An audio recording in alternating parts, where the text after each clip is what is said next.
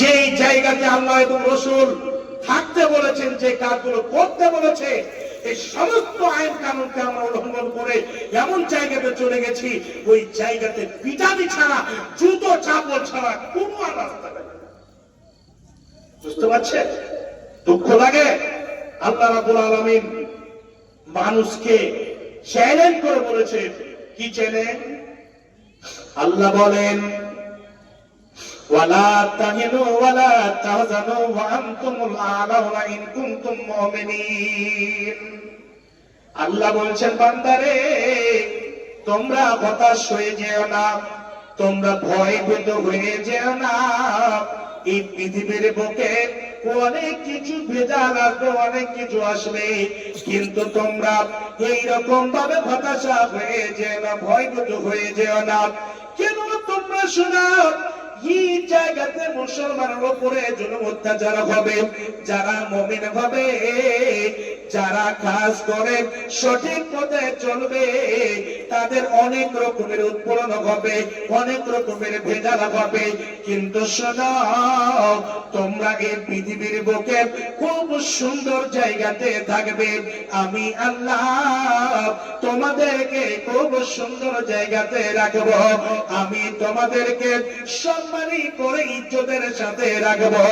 সত্য হলো, ইন কুনতুম মুমিনিন, যদি তোমরা মুমিন হও, যদি তোমরা খাস করে মুত্তাকি পরহেজগার হয়ে যাও, তোমাদের মধ্যে যদি কোরআন থাকে, হাদিস থাকে, আল্লাহ এবং রাসূলের কথা যদি তোমাদের অন্তরে থাকে, তাহলে আমি আল্লাহ তোমাদের এই পৃথিবীর মুখে সুন্দর করে রাখবো।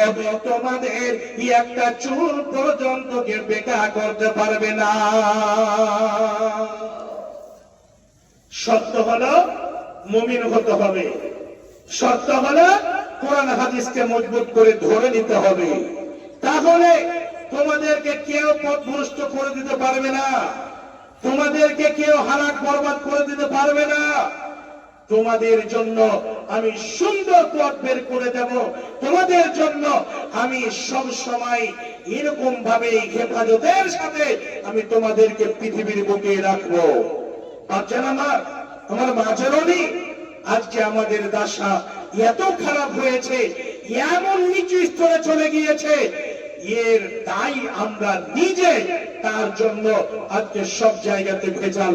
আজকে রোজার দিনে একটা হিন্দু ভাই দেখে লজ্জা করছে, না রে এই মুসলমান কি তো রোজা রেখেছে, এর সামনে বিড়ি খেতে হবে না, এর সামনে সিগারেট খেতে হবে না।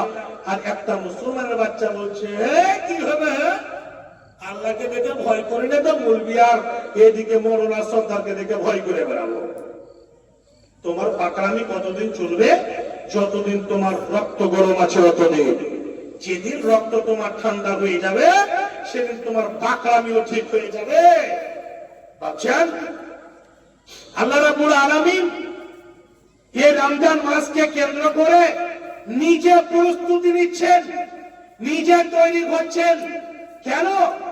আল্লাহ বলছেন, 11 মাস আমার বান্দা বান্দি এত গুনাহ করেছে, এত গুনাহ করেছে, এই মাসটা যে আমি দিলাম, এই মাসটাতে কি হবে, আর যাতে করে আমার বান্দা বান্দিরা নিজের গুনাহগুলোকে মোচন করিয়ে নিতে পারে, ক্ষমা করিয়ে নিতে পারে, তার জন্য আল্লাহ রাব্বুল আলামিন রমজান মাসটাকে দিলেন। আল্লাহ রাব্বুল আলামিন এই রমজান মাসকে কেন্দ্র করে তৈরি হচ্ছেন।